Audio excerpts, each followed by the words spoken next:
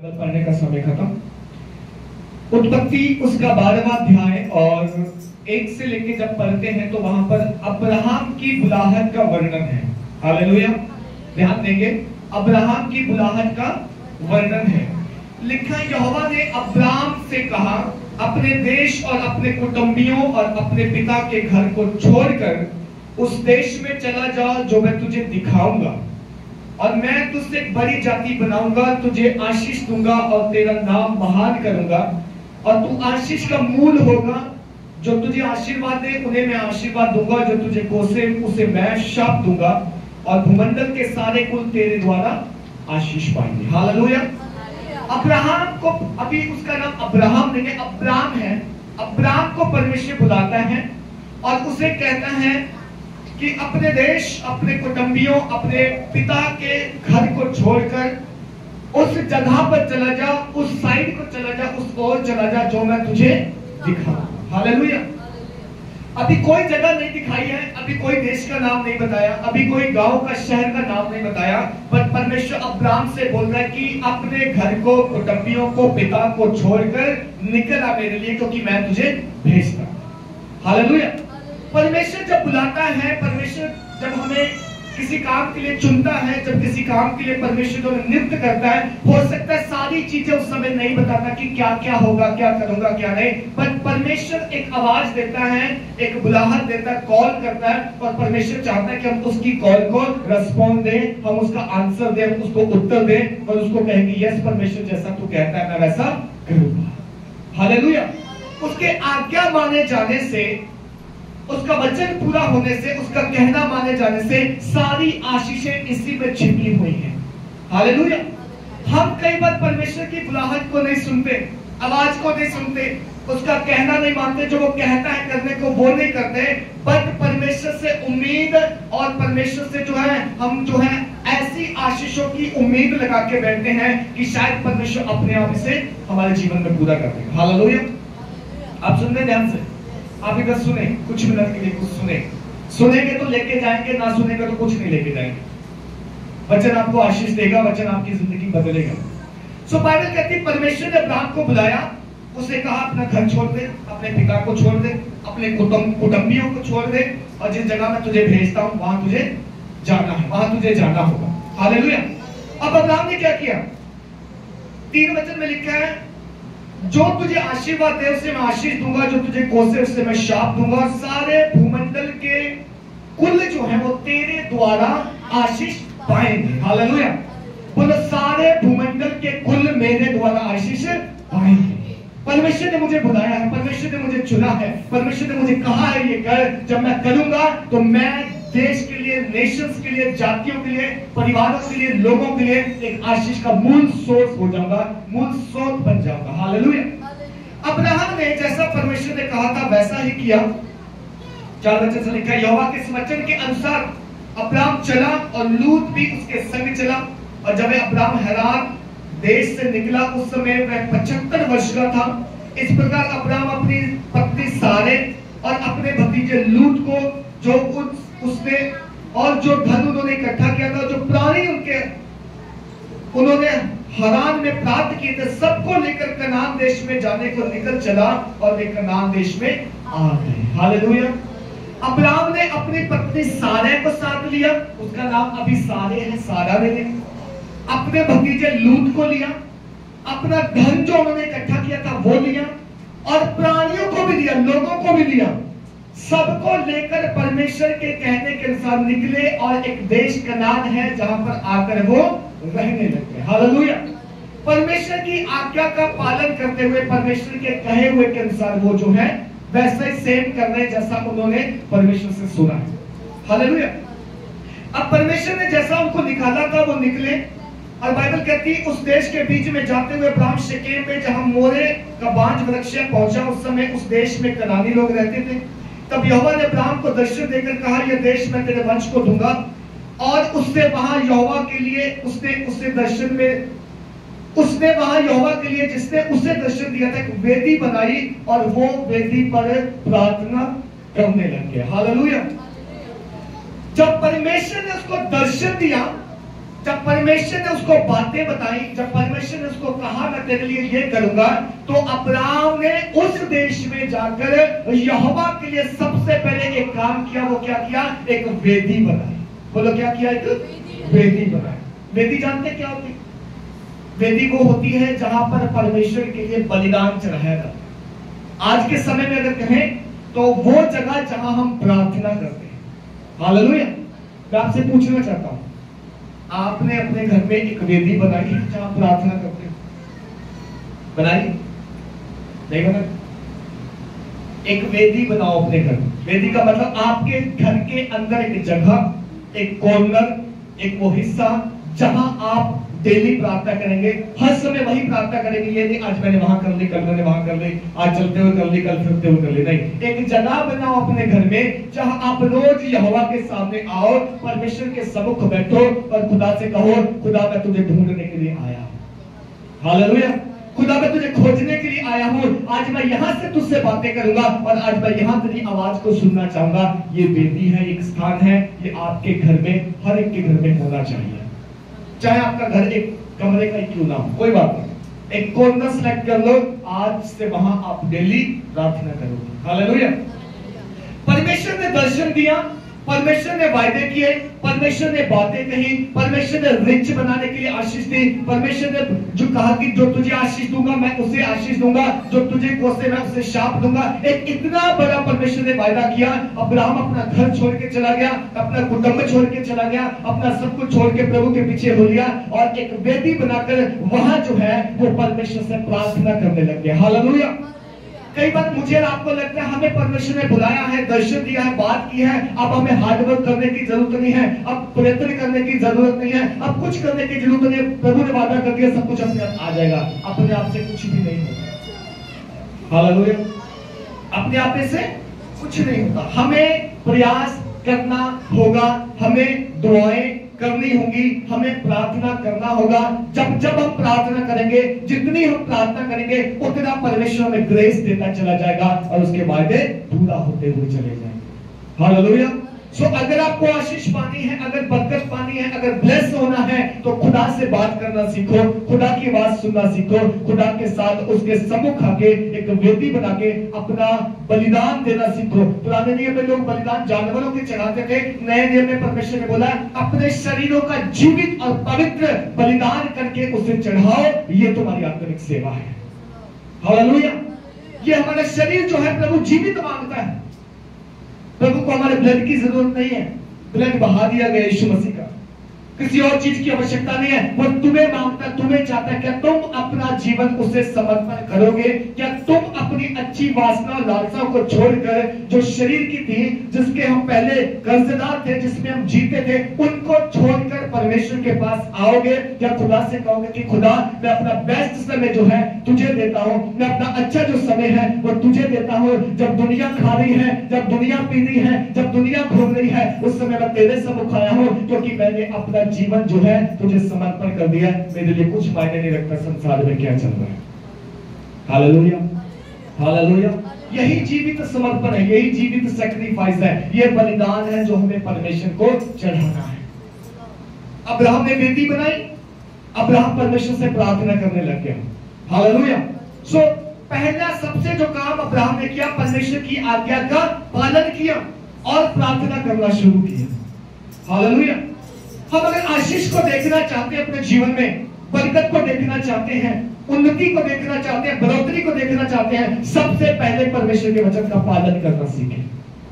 Hallelujah. अगर हम परमेश्वर का वचन पालन नहीं करेंगे, वचन तोड़ेंगे, तो भूल जाए परमेश्वर आपको कुछ आशीष देगा। भूल जाए। वादे उसने किए हैं बाइबल में, सबके लिए हैं। अब्राहम के वादे हमारे जीवन में भी पूरे होते हैं, बट अब्राहम के जैसे प्रार्थना करना भी पड़ेगा। अब्राहम के जैसे वेदी भी बनानी पड़ेगी। अब्राहम के जैसे घर परिवार भी कई बार छोड़ना पड़ेगा। अब्राहम के जैसे कुटुंबी भी छोड़ने पड़ेंगे। अब्राहम के जैसे दोस्त भी छोड़ने पड़ेंगे। अब्राहम के जैसे धन संपत्ति भी छोड़नी पड़ेगी। अब्राहम कोई गरीब व्यक्ति नहीं था। अगर आप बाइबल में पढ़ो, उसका पिता जो तेरह था, उसका नाम तेरह था, उसका अपना मूर्तियां बनाने का एक बिजनेस था। हालेलुया। तो वो रिच आदमी था पहले से। गरीब नहीं था कि चलो गरीब था, उसको बोला प्रभु ने तो उसके पास क्या था वो छोड़, उसके पास जो था प्रभु ने बोला छोड़कर मेरे लिए निकल जा। उसने कुछ लिया अपने साथ और प्रभु के लिए निकल गया, एक भी सवाल नहीं किया रहूंगा कहां, खाऊंगा क्या। हालेलुया। आज परमेश्वर अगर आपको बुलाता है, अगर आपको कुछ देना चाहता है, वो सबसे पहले आपको जांचना चाहता है आप मेरे लिए छोड़ोगे क्या। हालेलुया। आज मैंने और आपने क्या छोड़ा प्रभु के लिए? हम समय से अपना घर छोड़ने के लिए तैयार नहीं है, हम समय से आराधना में जाने के लिए अपनी फैसिलिटी छोड़ने के लिए तैयार नहीं है। हमारे जीवन में छोटी छोटी मुश्किलें आ जाएं, हम उनको पकड़ के बैठ जाते हैं, लेकिन प्रभु के लिए कुछ करने को तैयार नहीं है और उम्मीद करते हैं हम अब्राहम की संतान हैं। कहते रहो तुम मुंह से, वहां कोई संतान नहीं है, वहां कागजी कार्रवाई में तुम्हारा नाम ही नहीं है। परमेश्वर का वचन कहता है मेरा कहना मान, मेरी आज्ञा का पालन कर, जैसा मैं कहता हूं वैसा कर, तो ये सारी आशीषें तुझे दूंगा। लेकिन मेरा वचन तोड़ के अगर तू कह के आशीष मिल जाए तो मुंह से तू कहता रहे मैं नहीं कहता, मैं नहीं देता, तुझे नहीं मिलने वाली। हालेलुया। आज की कलीसिया की समस्या यही है, समस्या यहां पर है कि हम खुदा के वचन के साथ नहीं चलना चाहते, हम वचन को पूरा नहीं करना चाहते, हम वचन को मानते नहीं हैं, लेकिन हम ये कहते हैं मैं अब्राहम की संतान हूं, मुझे प्रभु तूने ये दिया है, वो दिया, ये कहा। हम कहते कहते थक जाएंगे, आखिर को मूर्छित हो जाएंगे, चिंतित हो जाएंगे, घबरा जाएंगे, जब कुछ नहीं मिलेगा उदास होकर चर्च आना छोड़ देंगे और कहेंगे प्रभु ने मुझे कुछ नहीं दिया। हालेलुया। समझ में आ रहा? सबसे पहले अब्राहम ने जो काम किया आप भी करना सीखो। वेदी के पास आओ, प्रभु के सम्मुख आओ, अपने शरीरों को जीवित बलिदान चढ़ाओ, वो मरा हुआ बलिदान नहीं चढ़ाता। अगर आपको मैं मर के प्रभु मर के मेरा शरीर ले लियो, मिट्टी में भी तो जाना है, तुझे दे दूंगा, वो कहता मिट्टी मेरा धन्यवाद आप नहीं कर सकती, जब तक मेरा प्राण तुम्हारे अंदर है तब तक मेरा धन्यवाद करो। मिट्टी धन्यवाद नहीं कर सकती, मिट्टी मिट्टी में मिल जाएगी और उसके पास कोई ऑप्शन नहीं है कुछ करने का। हालेलुया। हालेलुया। अब्राहम ने जैसा परमेश्वर ने कहा कहना माना और सबसे पहले जिस देश में वो पहुंचा कनान में, वहां जाकर के वेदी बनाई, सबसे पहले वेदी बनाई और वेदी बनाकर प्रार्थना करना शुरू की। हालेलुया। नंबर 1, अब वो धनी कैसे हो गया? सुने, हम सब धनी होना चाहते हैं, है ना? हम पिछले दिनों से धन के ऊपर बात कर रहे हैं। सुन लो, आप भी धन चाहिए तो भागने से नहीं मिलेगा उसके पीछे।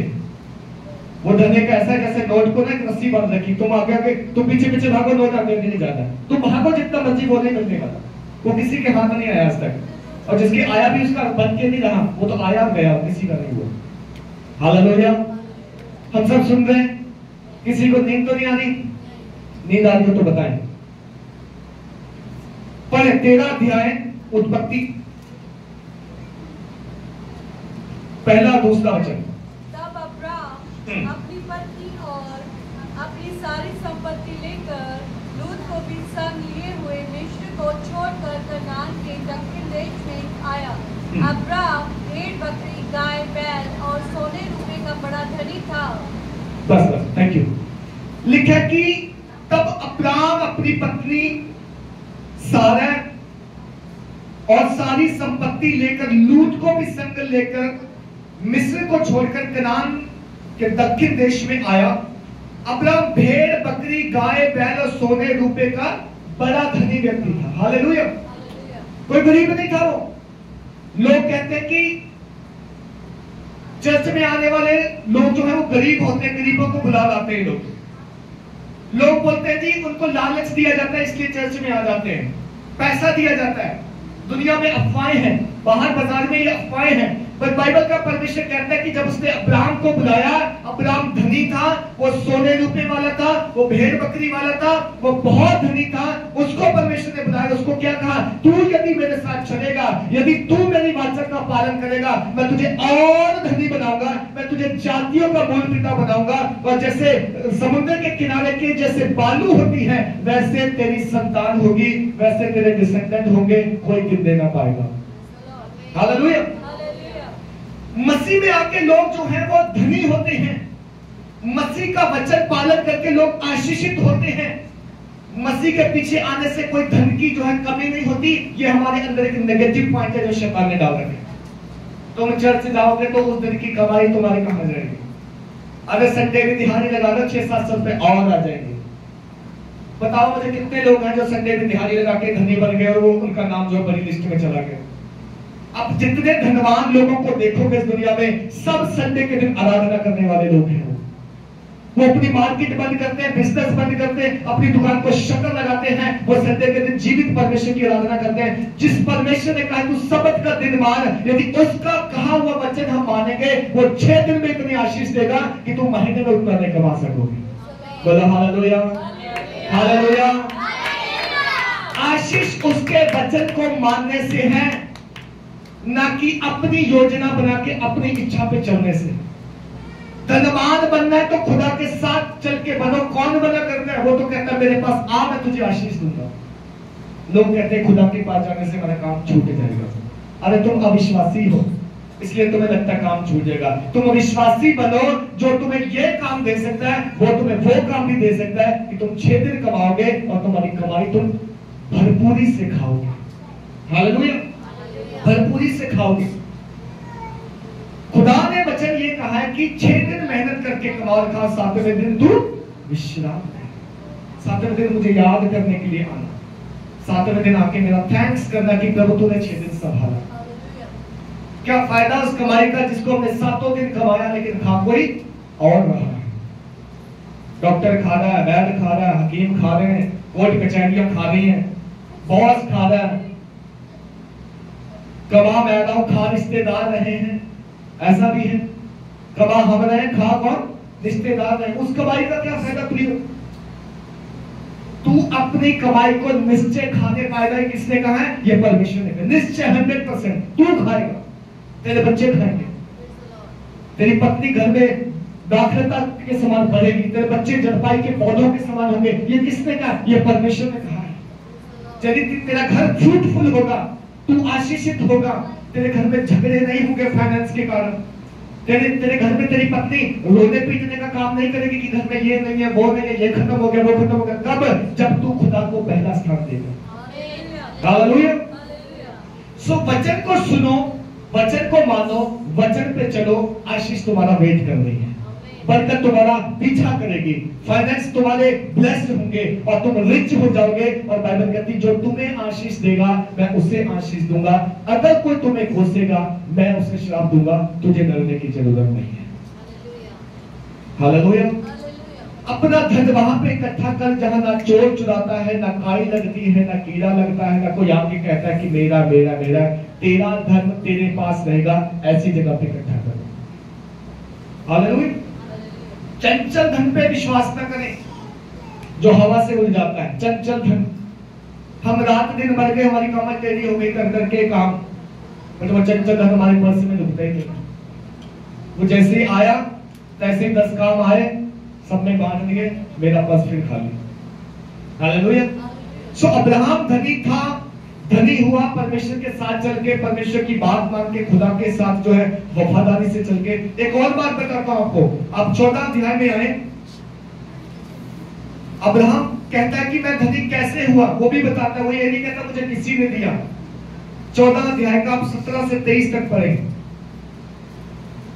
जब वह उम्मीद और उसके साथी राजाओं को जीत कर लौट आता था, तब सदोम का राजा शावे नामक तराई में, जो राजा की तराई भी कहलाती है, उसमें भेंट करने के लिए आया।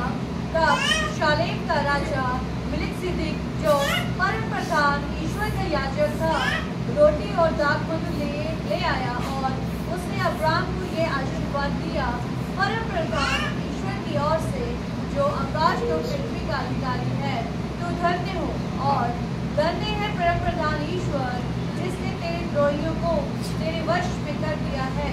तब अब्राहम ने उसको सब वस्तुओं का दशमांश दिया।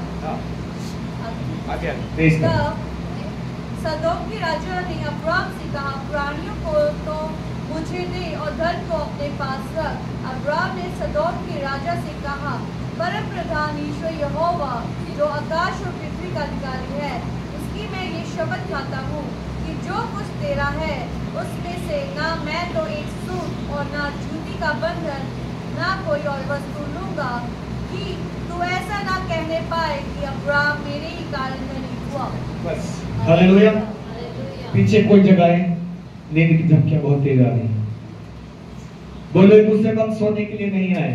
बोले हम सोने के लिए, हम वचन सुनने के लिए और वचन ही सुनना है। जिसको नींद आ रही जाके मुंह धो सकता है। हालेलुया। बाइबल में लिखा है 14 अध्याय के 17 से जब हम पढ़ते लिखा है, जब वह कदोर्लाओमेर और उसके साथी राजाओं को जीतकर लौटा आता था, तब सदोम का राजा शावे नामक तराई में, जो राजा की तराई भी कहलाती है, उससे भेंट करने के लिए आया। तब शालेम का राजा मलिकिसेदेक, जो परम प्रधान ईश्वर का याजक था, रोटी और दाखमधु ले आया और उसने अब्राहम को यह आशीर्वाद दिया परम प्रधान ईश्वर की ओर से, जो आकाश और पृथ्वी का करता है, तू धन्य है। हालेलुया। अब्राहम एक बार नगर को जीत कर लौट कर आ रहा था। उसके भतीजे को उसके भतीजे ने जो जगह चुनी थी, वहां पर लोग आए, उसको लूट कर ले गए। वो जब उसे छुड़ा कर लाया तो रास्ते में उसे जो है एक याजक मिलता है, और वो याजक कौन है? परम प्रधान ईश्वर का याजक, जिसको मलिकिसेदेक कहते हैं। क्या बोलते हैं? मलिकिसेदेक। नए नियम में जब हम आते हैं तो यीशु मसीह के बारे में लिखा है, यीशु मसीह हमारा मलिकिसेदेक है, महायाजक। महायाजक वो होता है जो हमारे पाप का प्रायश्चित करता है। पुराने नियम में वो साल में एक बार उनके लिए करता था, नए नियम में यीशु मसीह ने एक ही बार पूरी मानव जाति के लिए कर दिया, वो हमारा मलिकिसेदेक है। बाइबल बोलती है जब मलिकिसेदेक उसे मिला तो उसने अब्राहम को क्या दिया? आशीष दी।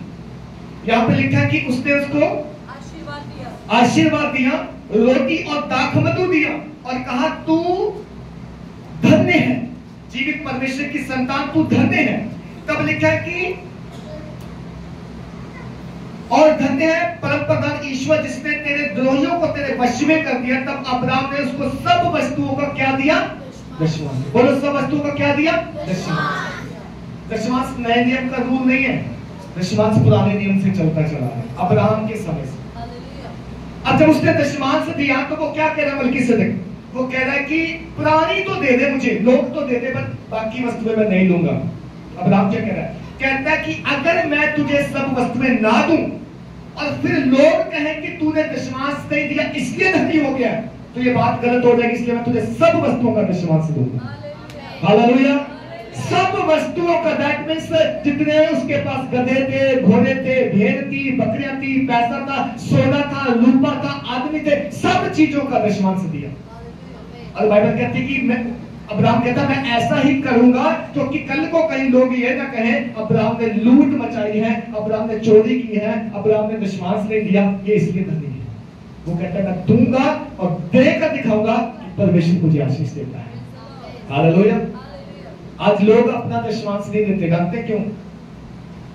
उनको लगता है देने से हमारी ईएमआई में कमी आ जाएगी, हमारे घर के खर्चे नहीं चलेंगे, हमारी जेब छोटी पड़ जाएगी। अरे आप ऐसे करके चोरी करने आपकी जेब छोटी ही रहेगी, आपकी ईएमआई टाइम से नहीं जाएगी। क्यों? क्योंकि आप खुदा के घर में चोरी कर। ये मैं नहीं कह रहा, खुदा ना माने, ये बाइबल कहती है। मलाकी की पुस्तक में लिखा है तुम चोरी करते हो और फिर पूछते हो मैंने कहां चोरी की? तुम दशमांश नहीं लेके आते, तुम अपनी भेंट नहीं लेके आते, तुम्हारा जो अनाज उगता है उसका दशमांश नहीं देते, भेड़ बकरियां खुदा के घर में नहीं लाते, खुदा का घर खाली है, तुम खा रहे हो, एंजॉय कर रहे हो, तुम पर शाप पड़ा है, इसलिए तुम जो हो तुम कमजोरी में हो, तुम जो हो शर्मिंदगी में हो, तुम फाइनेंशियली कमजोर हो क्योंकि तुमने अपना काम किया नहीं है। याद रखें, अगर धनी होना है, सुने, अगर धनी होना है और अपने धन का सही जगह पे उपयोग चाहते हैं आप, तो खुदा के घर में सारा दशमांश लेके आए, थोड़ा नहीं, सारा जितना आप कमाते हैं।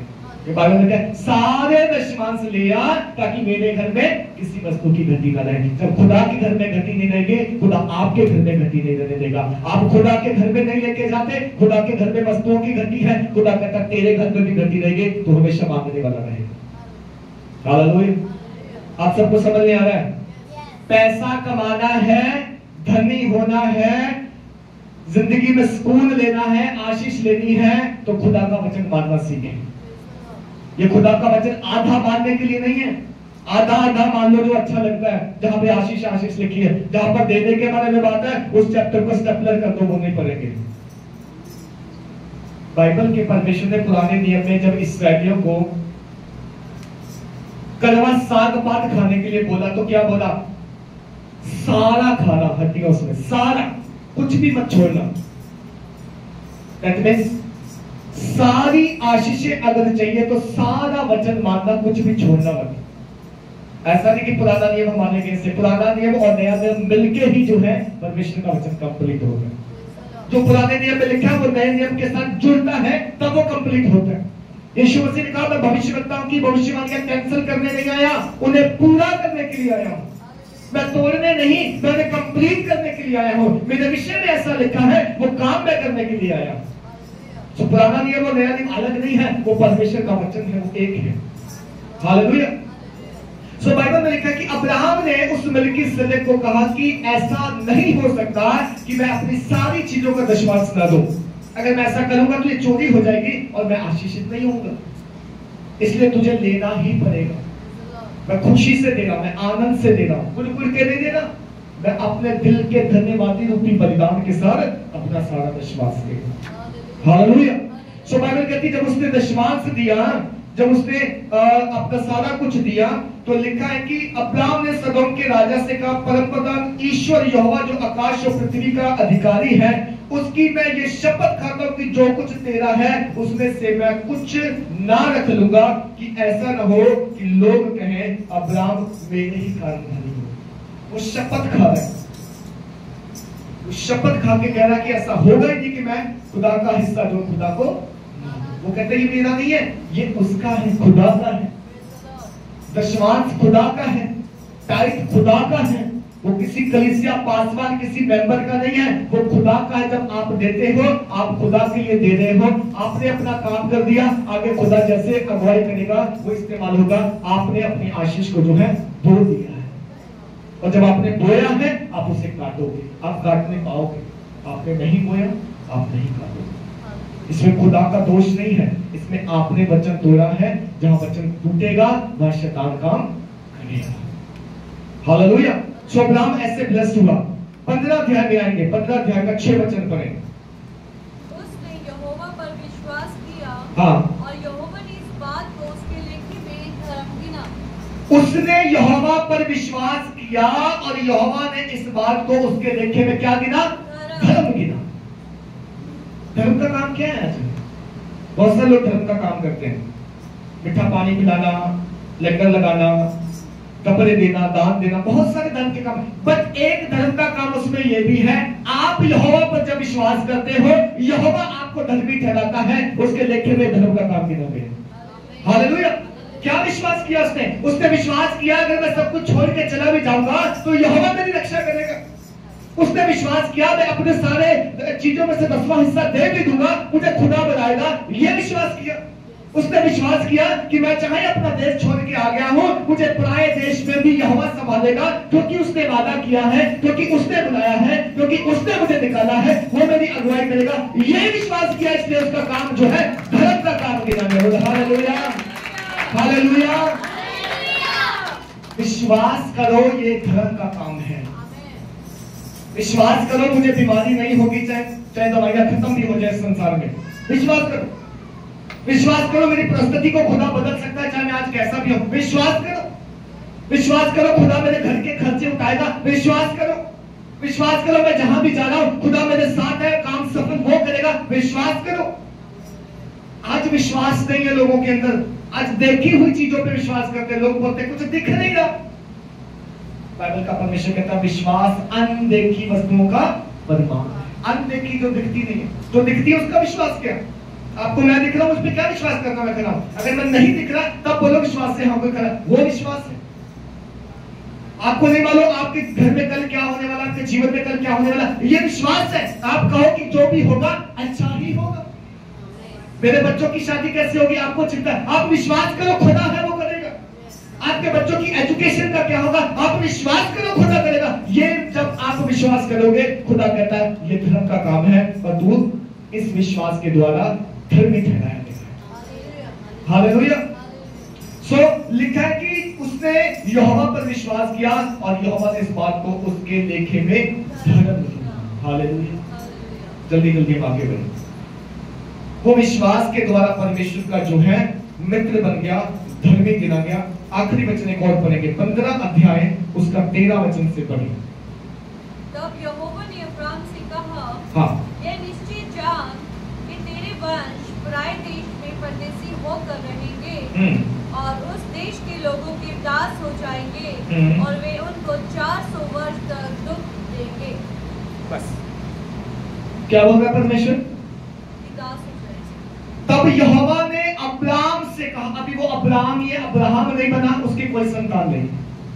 देखो विश्वास की बात सुनना ध्यान से, 5 मिनट और है फिर हम समाप्त करें। उसके कोई संतान नहीं है। वो 75 साल का था जब निकला, जब खुदा ने बुलाया। उसकी वाइफ भी लगभग इतनी आयु की है, कोई संतान नहीं है दोनों के। बाइबल में लिखा है उसका गर्भ जो है बंद है सारे का। अब परमेश्वर उसे कह रहा है कि यह निश्चय जान कि तेरे वंश जो है पराए देश में परदेसी होकर रहेंगे। वंश का मतलब जो तेरी संतान होगी, संतान तो है ही नहीं। क्या बोलता परमेश्वर को अब्राहम? तू झूठ बोल रहा है, तू ठट्ठा कर रहा है, तू मजाक उड़ा रहा है, मेरे बुढ़ापे में मजाक उड़ा रहा है, मेरे कोई संतान नहीं है, हम तो दोनों बूढ़े हो गए हैं और तू कह रहा है तेरी संतान जो है पराए देश में परदेसी होकर रहेगी। वो कह रहा है कि तुझे आशीष का मूल होने के लिए मैंने बुलाया। अब्राहम को बोल रहा है तुझे ब्लेस किया है मैंने, तू धर्मी ठहरा है विश्वास करके। बस याद रखना ये सारी आशीषें एज इट इज नहीं आएंगी, इनके लिए तुम्हें दुख उठाना जरूरी है। हालेलुया। तेरी संतान जो मैं तुझे दूंगा, अभी परमेश्वर ने वादा नहीं किया, बस मैं बोल रहा हूं, संतान जो तेरी होगी वो पराए देश में कितने साल परदेसी होगी? 400 साल। 1 साल नहीं, 2 साल नहीं, 400 साल तुम लोग गुलामी करोगे, उसके बाद मैं तुम्हें वहां से छुड़ा के लाऊंगा। वही हुआ था जब याकूब जब वहां पे अकाल पड़ा और याकूब जो है मिस्र में चला गया। वो 70 लोग गए थे, वो लाखों में हो गए। 430 साल के बाद परमेश्वर को वहां से मूसा की अगुवाई में छुड़ा के, ये वादा परमेश्वर ने यहां किया। आशीष लेना चाहते हो, धनी बनना चाहते हो, बरकत को देखना चाहते हो, बंदवाई में जाना सीखो, कैप्टिविटी में। तुम्हें मैं इन सब के बीच में से जब लेके आऊंगा तब लोग जानेंगे कि अब्राहम का परमेश्वर महान है। तुम्हें मिस्र की गुलामी में जब तुम मुझे चिल्लाओगे, चीखोगे, कहोगे कि हमसे सहा नहीं जाता, तब तुम्हें पता चलेगा कि वहां एक परमेश्वर है जो हमें छुड़ाने वाला है। अगर एज इट इज आशीष मिल जाए तो कोई परमेश्वर को नहीं जानता परमेश्वर कौन है। मैं कितने लोगों को आप में से जानता हूं, कितने लोग चर्च आए हैं जो सिर्फ जरूरत के लिए आए थे, जैसे जरूरत पूरी हुई अगली बार हम नहीं आएंगे, हमारी जरूरत है। मैं आपसे पूछना चाहता हूं, आप किस जरूरत के लिए चर्च में आए हो? आप जॉब के लिए आए हो, आप घर के लिए आए हो, आप बच्चों के लिए आए हो, आप किसके लिए आए हो? आपको एक चीज देके परमेश्वर वापस नहीं भेजना चाहता कि जा बस मेरे पास यही था। परमेश्वर आपको जिंदगी भर देना चाहता है, जिंदगी भर खिलाना चाहता है। बट अगर आपको परमेश्वर संतान बनाता है तो बाइबल कहती है वो कोड़े लगाना भी जानता है, कोड़े भी लगाना जानता है, ताकि उसकी पक्की वाली संतान बनाओ, फेक वाली नहीं जो एक दिन आई दूसरे दिन कहते हमारा स्वामी कोई और है। कितने लोग हैं जिन्होंने प्रार्थना के लिए पिछले दिनों कहा प्रार्थना पूरी होगी और बाद में टाटा बाय बाय, हम नहीं आते संडे खत्म, हमें यही चाहिए। अब अभागे लोग हो जो एक चीज लेने के लिए आए और एक चीज लेके चले गए। आपको जिंदगी भर परमेश्वर देना चाहता है। बाइबल कहती है चख कर देखो यहोवा कैसा भला है, चख कर देखो यहोवा कैसा भला है। जो उसको चख लेता है वो वापस नहीं जाता। हमने उस दिन बात की थी, जिसके ऊपर मसीह का रंग चढ़ जाए उसके ऊपर अदर्स रंग चढ़ते ही नहीं, फीके हैं वो। रंग चढ़ाओ अपने ऊपर मसीह का, चख कर देखो यहोवा को। आपकी लड़की की शादी हो जाए इसलिए चर्च में मत आओ, वो तो वैसे भी हो जाएगी। आपकी लड़की को और आपको जिंदगी भर अनंत काल के जीवन की बातें चाहिए, इसलिए चर्च आया करो। आप इसलिए ना चर्च में कि आज मेरी जरूरत है। आपकी जरूरत परमेश्वर एक दिन में भी पूरा कर देगा, बट वो जिंदगी भर आपको बिठा के देना चाहता है, जिंदगी भर आशीष आपको देना चाहता है। क्या ऐसा विश्वास आप करेंगे?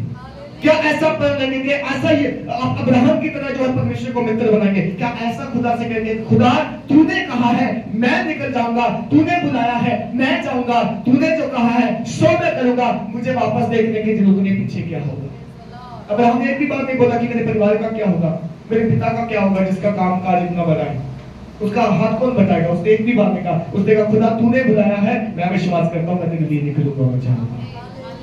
Hallelujah, hallelujah.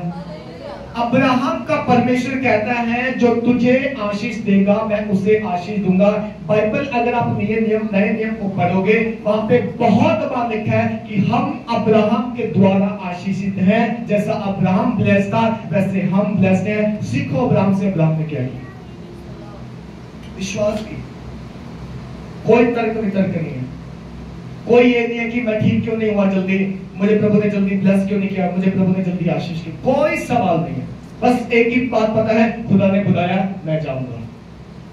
खुदा ने बुलाया है मैं, खुदा ने सेवा दी है मैं करूंगा, खुदा ने काम दिया है मैं करूंगा, खुदा के घर में मैं रोपा जाऊंगा, खुदा के भवन में मैं बढ़ूंगा, खुदा की वेदी को मैं ढूंढूंगा, खुदा के सम्मुख में दिन रात आऊंगा, प्रार्थना करूंगा, मैं अपने फेथ को बिल्ड करूंगा, मैं खुदा की संगति में खुदा के साथ चलूंगा। और मुझे मालूम है जब मैं उसके साथ चलूंगा वो मुझे कभी खाली नहीं छोड़ेगा।